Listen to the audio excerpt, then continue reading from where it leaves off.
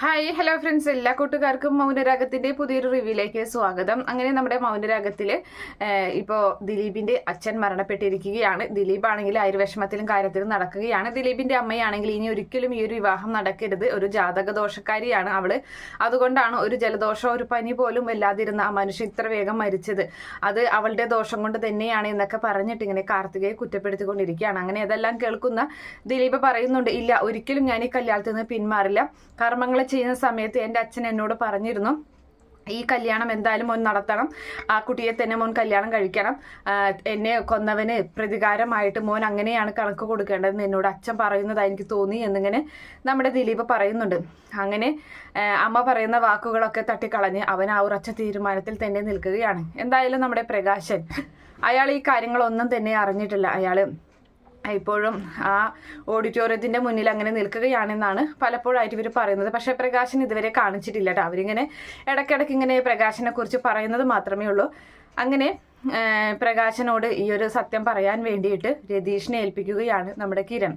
അങ്ങനെ രതീഷ് ചെന്ന് പറയുന്നുണ്ട് പ്രകാശനോട്, അപ്പോഴും കാണിക്കുന്നില്ല, അവരിങ്ങനെ വന്ന് പറയുന്ന മാത്രമാണ് കാണിക്കുന്നത്. അപ്പോൾ ആ സമയത്ത് ഈ പറയുന്ന വേലുവും കിരണും അതുപോലെ രതീഷ് അരികിലേക്ക് വരികയാണ്, അവരുടെ അരികിലേക്ക്. അപ്പൊ കിരൺ ചോദിക്കുന്നുണ്ട്, എന്തായി കല്യാണിന്റെ അച്ഛനോട് സത്യങ്ങൾ പറഞ്ഞു എന്ന് ചോദിക്കുമ്പോൾ പറഞ്ഞ പാടെ തന്നെ വെട്ടിയിട്ട് ഇതുപോലെ വീഴുകയായിരുന്നു ചെയ്തത്. അദ്ദേഹത്തിന് ആ ഷോക്ക് താങ്ങാൻ പറ്റിയില്ല എന്ന് പറയുകയും ചെയ്യുന്നുണ്ട്.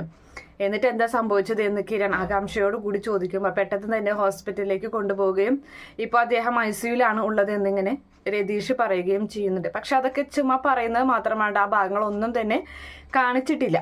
എന്തായാലും അതിനുശേഷമാണെങ്കിൽ ഈ പറയുന്ന ദിലീപ് നല്ല സങ്കടത്തിൽ തന്നെ അങ്ങനെ ഇരിക്കുകയാണ്. അപ്പോഴാണ് ആ കാർത്തികയുടെ അമ്മ ദിലീപിനെ വിളിക്കുന്നത്. എന്നിട്ട് മോനെ, കാര്യങ്ങളൊക്കെ ഞാൻ അറിഞ്ഞു, നല്ല വിഷമമുണ്ട്, മോൻ്റെ എന്ത് തീരുമാനം എടുത്താലും ആ തീരുമാനത്തിൽ ഞങ്ങൾ മോൻ്റെ ഒപ്പം തന്നെ, അത് കല്യാണം വേണമെന്ന് വെച്ചാലും വേണ്ടെന്ന് വെച്ചാലും ഞങ്ങൾ മോനെ കുറ്റപ്പെടുത്തില്ല എന്ന് പറയുന്നുണ്ട്. അങ്ങനെ ആ സമയത്ത് അതൊന്നും ഇപ്പം സംസാരിക്കേണ്ട, എന്തായാലും കല്യാണത്തിൽ നിന്ന് ഞാൻ പിന്മാറില്ല, അതുറപ്പാണ്. അച്ഛൻ്റെ ചടങ്ങുകളൊക്കെ കഴിഞ്ഞതിന് ശേഷം കാർത്തികയുടെ കഴുത്തിൽ ഞാൻ താലി കെട്ടുക തന്നെ ചെയ്യും, ഞാൻ അവളെ വിവാഹം കഴിക്കും, അത് എൻ്റെ അച്ഛനെ കൊന്നവനുള്ള പ്രതികാരമായിട്ടാണ് ഞാനിപ്പോൾ കാണുന്നത് എന്നിങ്ങനെ പറയുകയാണ്. എങ്കിലും നമ്മുടെ ലക്ഷ്മി അമ്മ ആണെങ്കിൽ ഇങ്ങനെ കരഞ്ഞുകൊണ്ട് തന്നെയാണ് സംസാരിക്കുന്നത്. മോൻ്റെ അമ്മയുടെ അവസ്ഥ ഇപ്പം എന്താണ്, അമ്മ ഞങ്ങളെയൊക്കെ കുറ്റപ്പെടുത്തിക്കൊണ്ടിരിക്കുകയായിരിക്കില്ലേ എന്ന് പറയുമ്പോൾ അത് കാര്യമാക്കണ്ട എന്നിങ്ങനെ ദിലീപ് പറയുന്നുണ്ട്.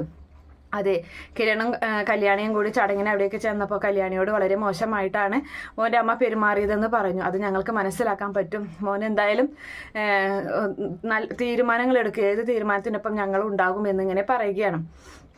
അതിനുശേഷം കാർത്തികയോട് ഈ പറയുന്ന ലക്ഷ്മി അമ്മ പറയുന്നുണ്ട്, മോളെ അവൻ എന്തായാലും നല്ലൊരു പയ്യൻ തന്നെയാണ്, നിന്നെ ഒരുപാട് സ്നേഹിക്കുന്ന കൂട്ടത്തിലാണ്, അവൻ ഒരിക്കലും ഈ കല്യാണത്തിൽ നിന്ന് പിന്മാറില്ല, അവൻ ഈ കല്യാണം കഴിക്കുമെന്ന് തന്നെയാണ്, നടത്തുമെന്ന് തന്നെയാണ് പറയുന്നത്. അത് ആ ഗംഗയോടുള്ള വൈരാഗ്യം കൊണ്ട് തന്നെയാണ് പകുതിയോളം. തന്നെയല്ല, അവൻ്റെ ആഗ്രഹത്തിനൊത്ത് നമുക്ക് മുന്നേറാം, അവൻ്റെ ആ തീരുമാനത്തിന് മോൾ എതിർക്കരുത്, എതിർത്ത് കഴിഞ്ഞാൽ ഇപ്പോൾ അവനുള്ള സങ്കടം അത് ഇരട്ടിയായി മാറും, അത് മോള് മനസ്സിലാക്കണം എന്നൊക്കെ ഇങ്ങനെ പറഞ്ഞു കൊടുക്കുകയാണ് കാർത്തികയോടും. അങ്ങനെ കാർത്തിക അതൊക്കെ കേട്ട് സങ്കടപ്പെട്ട് അങ്ങനെ നിൽക്കുകയും ചെയ്യുകയാണ്. ഇതേ സമയത്താണെങ്കിൽ നമ്മുടെ കല്യാണിയും കിരണും അതുപോലെ അമലവും കൂടി അവിടെ നിൽക്കുകയാണ്. അപ്പോൾ പറയുന്നുണ്ട്, ഈ കല്യാണം നടത്താതിരിക്കാനാണ് അവൻ ശ്രമിച്ചത്, ഇനിയിപ്പോൾ 16-ന്റെ അന്ന് വരെ ഇനി എന്തായാലും നമുക്ക് ഈ കല്യാണം നടത്താൻ സാധിക്കില്ല, ദിലീപ് എന്തായാലും ഈ കല്യാണത്തിൽ നിന്ന് പിന്മാറുകയുമില്ല, ഇനിയിപ്പോൾ എന്തായാലും അവൻ ഇത് നടത്താൻ തന്നെയാണ് തീരുമാനിച്ചിട്ടുള്ളത്. അപ്പോൾ ഇനി എന്തായാലും ഈ പറയുന്ന ഗംഗയെ ഇനി സൂക്ഷിക്കണം, ഇനി അവനെ കയ്യിൽ കിട്ടുകയാണെങ്കിൽ കൊന്നു കളയണം, അവൻ്റെ അമ്മയ്ക്ക് ഈ കല്യാണത്തിൽ എതിർപ്പുണ്ടെങ്കിലും അവൻ ഈ കല്യാണത്തിൽ നിന്ന് പിന്മാറുമെന്ന് തോന്നുന്നില്ല എന്നുള്ള കാര്യമൊക്കെ ഇങ്ങനെ പറയുകയാണ്. അതുപോലെ തന്നെ പ്രകാശൻ ഹോസ്പിറ്റലിലായ കാര്യവും നമ്മുടെ കല്യാണിയെ അറിയിക്കുകയാണ്. അത് കേൾക്കുന്ന കല്യാണിക്ക് ആകെ ടെൻഷനാവുന്നുണ്ട്.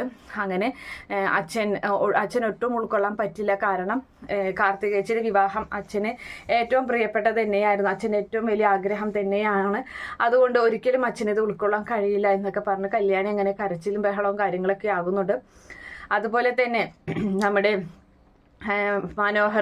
മനോഹർ ഇടയ്ക്കിടയ്ക്കായിട്ട് കിരണിന് ഇങ്ങനെ ഫോൺ ചെയ്യുകയും അപ്പോൾ ഫോൺ എടുക്കാൻ പറ്റിയൊരു മാനസിക സ്ഥിതി അല്ലാത്തത് കൊണ്ട് കട്ട് ചെയ്യുകയും അങ്ങനെ മെസ്സേജ് അയക്കുന്നുണ്ട്. ഞാൻ എൻ്റെ മോൾക്ക് കുറച്ച് കുഞ്ഞുടുപ്പ് വാങ്ങി വെച്ചിട്ടുണ്ട്, അത് സാറ് കുഞ്ഞിനെ കൊണ്ട് കൊടുക്കണമെന്നൊക്കെയാണ് അതിൽ പറയുന്നത്. അപ്പോൾ അത് കേൾക്കുന്ന കിരണിന് ദേഷ്യം വരുന്നുണ്ട്. എന്തായാലും പിന്നെയും ശല്യം ചെയ്യുന്ന കാണുമ്പോൾ അവൻ ഫോൺ എടുക്കുകയാണ്. അപ്പോൾ ആ സമയത്ത് നിന്റെ ആഗ്രഹം ഇപ്പം ഞങ്ങൾക്ക് സാധിച്ചു തരാൻ പറ്റില്ല, ഇവിടെ അതിനേലും വലിയ പ്രശ്നത്തിലാണ് ഞങ്ങൾ നിൽക്കുന്നത് എന്ന് പറയാണ്. അപ്പോൾ എന്താ സാറെ കാര്യം എന്ന് ചോദിക്കുമ്പോൾ ഇവിടെ ഇങ്ങനെ കാർത്തികയുടെ വിവാഹം മുടങ്ങിയിരിക്കുകയാണ്. ആ ഗംഗപ്രസാദ് ഇതിൻ്റെ ഇടയിൽ കയറി കളിച്ചു. കാർത്തികയെ വിവാഹം കഴിക്കാൻ പോകുന്ന ദിലീപ് എന്ന് പറയുന്ന പയ്യൻ്റെ അച്ഛനെ അവൻ ഇല്ലാതാക്കി, അവൻ കൊന്നു എന്ന് പറയുകയാണ്. അത് കേൾക്കുന്ന മനോഹർ ഞെട്ടിപ്പോവുകയാണ്. മനോഹർ പറയുന്നുണ്ട്, ഞാൻ അപ്പോഴേ പറഞ്ഞില്ലേ അവൻ പുറത്തുണ്ട്, നിങ്ങളോടൊക്കെ സൂക്ഷിക്കണമെന്ന്, അവൻ അങ്ങനത്തെ ഒരാളാണ് എന്നൊക്കെ ഇങ്ങനെ പറഞ്ഞിട്ട് മനോഹർ അവരുടെ ദുഃഖത്തിൽ അങ്ങനെ പങ്കുചേരുകയും ചെയ്യുകയാണ്.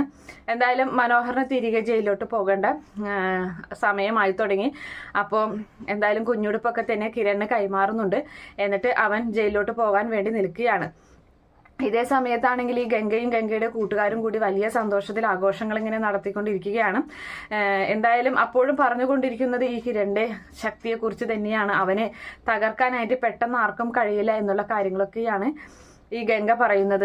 അതുപോലെ തന്നെ സ്റ്റെഫിയെ കുറിച്ചും പറയുന്നുണ്ട്. അവൾ പാവം, എനിക്ക് വേണ്ടി കാത്തിരിക്കുന്നവളാണ്. അവൾ ജയിലിൽ അവള് കടിച്ചു പിടിച്ച് നിൽക്കുന്നത് പുറത്തിറങ്ങി കഴിഞ്ഞാൽ ഞാനുമായിട്ടുള്ള വിവാഹം അവൾ ആഗ്രഹിക്കുന്നുണ്ട്. അതുകൊണ്ട് തന്നെയാണ് ഒരിക്കലും അവളെ എനിക്ക് ചതിക്കാൻ കഴിയില്ല. പിന്നെ അവളെ ഓർത്ത് മാത്രമാണ് ഞാനൊരു മനുഷ്യബോംബായി അവർക്കിടയിലേക്ക് ചെല്ലാത്തത്. അങ്ങനെയാണെങ്കിൽ എൻ്റെ ജീവിതം അതോടുകൂടി തീർന്നേനെ. ഞാൻ പോയാലും അവരെ ഒന്നിച്ച് എനിക്ക് ഇല്ലാതാക്കാൻ കഴിയുമല്ലോ. പക്ഷേ സ്റ്റെഫിയെ കുറിച്ച് ആലോചിക്കുമ്പോൾ മാത്രമാണ് അതിനെനിക്ക് സാധിക്കാത്തത് എന്നുള്ള കാര്യങ്ങളൊക്കെ ഇങ്ങനെ പറയുകയാണ്. എന്തായാലും ഇനിയിപ്പോൾ കുറച്ച് ദിവസം അതിനുള്ളിൽ എന്തായാലും അവരെ കല്യാണം നടത്തില്ല. അത് കഴിഞ്ഞിട്ട് ബാക്കി എന്താണെന്ന് വെച്ചാൽ തീരുമാനിക്കാമെന്നിങ്ങനെ ഗംഗ പറയുകയാണ്. എന്തായാലും ഗംഗയുടെ ഇനിയുള്ള ആലോചനകളും തീരുമാനങ്ങളും എന്തായാലും തെറ്റിപ്പോകും. അതിന് ഉടനെ തന്നെ ഈ പറയുന്ന ഗംഗയെ നമ്മുടെ കിരൺ കാണുന്നുണ്ട്. കിരൺ അവിടെ വെച്ച് നമ്മുടെ ഗംഗയെ തല്ലി ചതയ്ക്കുകയാണ്. അപ്പോഴേക്കും ആൾക്കാരൊക്കെ കൂടുന്നുണ്ട്. ഈ എല്ലാവരുടെ വേലുമൊക്കെ കൂടെ ഉണ്ടായിരിക്കും. വേലുമൊക്കെ അവനെ തല്ലി ചതയ്ക്കുകയാണ് ചെയ്യുന്നത്. ഇനി എന്തായാലും ഇവനെ, അതായത് നമ്മുടെ ഗംഗയുടെ എല്ലാ അടവുകളും ഇത്രയും നാളും ജയിച്ച് ഒരുപാട് കൊലപാതകങ്ങൾ ചെയ്തിങ്ങനെ പോകുന്നു. അവനെല്ലാത്തിലും വിജയിച്ച അവൻ ഇനി ഒരിക്കലും അവൻ്റെ ആ ഒരു തീരുമാനം, ഇനി അവൻ എവിടെയും ജയിക്കാൻ പോകുന്നില്ല. അങ്ങനെ ഒരു കാഴ്ച നമുക്ക് കാണാൻ സാധിക്കും. അതുപോലെ തന്നെ മനോഹർ ജയിലിലേക്ക് തിരികെ പോകുമ്പോൾ അവിടെ കാത്തിരിക്കുന്നത് ഈ പറയുന്ന ഇവരൊക്കെ തന്നെയാണ്. രാഹുലും വിക്രവും അവരെ ഉപദ്രവിക്കാനുള്ള കാര്യങ്ങളൊക്കെ അവനങ്ങനെ ചെയ്തുകൊണ്ടിരിക്കുകയാണ്. എന്തായാലും അവിടെ ചെന്നിട്ട് തൻ്റെ കുഞ്ഞിനെ ഞാൻ കണ്ടുവെന്നും അതുപോലെ തന്നെ തൻ്റെ കുഞ്ഞിനെ ഞാൻ എടുത്തു, എനിക്ക് മതിയാവുന്നോളം ഞാൻ ലാളിച്ചിട്ടാണ് ഇങ്ങോട്ട് വരുന്നതെന്നൊക്കെ പറഞ്ഞ് രാഹുലിന് ചോര തിളപ്പിക്കുകയും ചെയ്യുന്നുണ്ട് നമ്മുടെ മനോഹർ. അതൊക്കെ കേൾക്കുന്ന രാഹുലിന് വീണ്ടും മനോഹറിനെ തല്ലാനൊക്കെ ഓടി വരുന്ന ഭാഗമൊക്കെയാണ് കാണാൻ പോകുന്നത്. എന്തായാലും കാത്തിരുന്ന് കാണാം. ഈ റിവ്യൂ ഇഷ്ടപ്പെടുകയാണെങ്കിൽ ഈ ചാനൽ ഒന്ന് സബ്സ്ക്രൈബ് ചെയ്ത് സപ്പോർട്ട് ചെയ്യുക. Okay friends, bye, thank U.